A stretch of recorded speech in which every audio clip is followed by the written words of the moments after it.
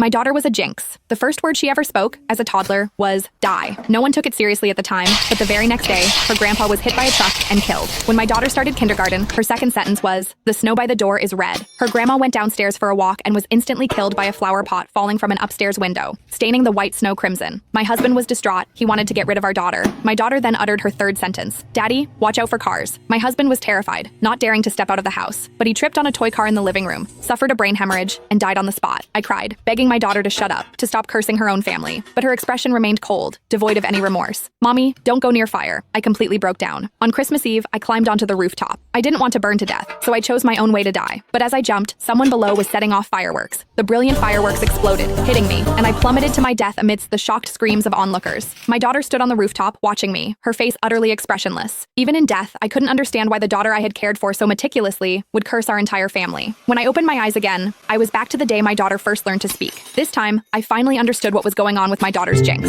The moment I opened my eyes, I saw my 1-year-old daughter pointing at her grandpa and saying, "Die." At first, no one reacted. Grandpa was still affectionately teasing her. "What is my sweet little Lily saying? Call me Grandpa, and Grandpa will give you candy." But Lily's small face remained cold, and she repeated, "Die." A wave of fear and anger surged through me. I quickly clapped my hand over her mouth. "Don't say that word. How can you wish for Grandpa to die?" Lily struggled, muffled by my hand, and began to wail, her face turning red from holding her breath. My father-in-law, Arthur, quickly intervened. "She's just learning to talk, Sarah. Why are you getting so upset?" I pressed my lips together, my body trembling uncontrollably. "She's cursing you." Arthur paused, then laughed. "What are you talking about? She's so young. How could she possibly know what die means?" I didn't know how to explain, so I could only tell Arthur to be careful when he went out these days, especially to watch out for cars on the road. Arthur said he understood, but he didn't take it seriously at all. I repeated the warning to my husband, David, who also laughed at me, saying I was overreacting. He looked at Lily tenderly, saying our daughter was anything but a jinx. He even tried to comfort me. "Sarah, are you having postpartum anxiety? Maybe you should take a break and let my parents take care of Lily for a while." A sudden chill ran through me. I immediately shook my head. No, absolutely not. What if Lily cursed someone else when I wasn't around? But a sliver of hope remained in my mind. What if the previous incidents were just accidents? I hadn't let Arthur leave the house for days, and I'd even put away all the toy cars. I was terrified of a repeat of what happened to David in my previous memory. After a few days at home, Arthur got bored. "I'm just going for a walk in the garden downstairs. Don't you worry about it." I warned him repeatedly not to go anywhere near cars, but Arthur still had an accident. He missed a step while going down the stairs, tumbling all the way down.